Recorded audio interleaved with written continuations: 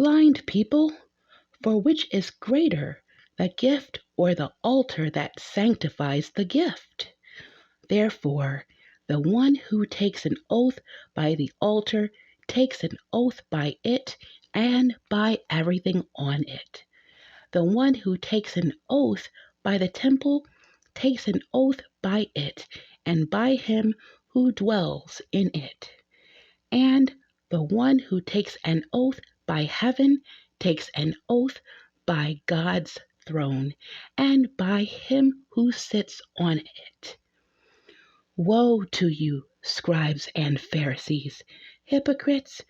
You pay a tenth of mint, dill, and cumin, and yet you have neglected the more important matters of the law: justice, mercy, and faithfulness. These things should have been done without neglecting the others. Blind guides! You strain out a gnat, but gulp down a camel. Woe to you, scribes and Pharisees, hypocrites! You clean the outside of the cup and dish, but inside they are full of greed and self-indulgence. Blind Pharisee, first clean the inside of the cup, so that the outside of it may also be clean. Woe to you, scribes and Pharisees, hypocrites!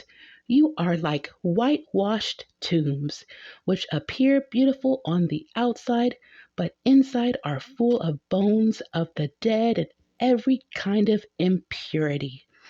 In the same way, on the outside, you seem righteous to people, but inside you are full of hypocrisy and lawlessness. Woe to you, scribes and Pharisees, hypocrites!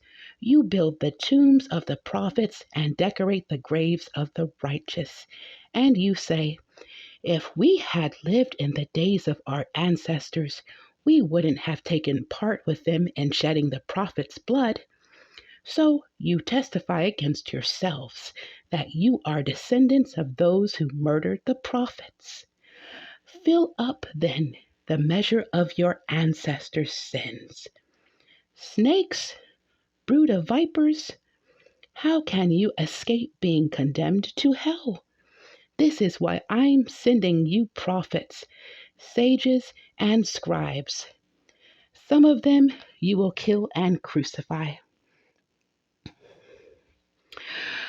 and some of them you will flog in your synagogues and pursue them from town to town. So all the righteous blood shed on the earth will be charged to you, from the blood of righteous Abel to the blood of Zechariah, son of Berechiah, whom you murdered between the sanctuary and the altar.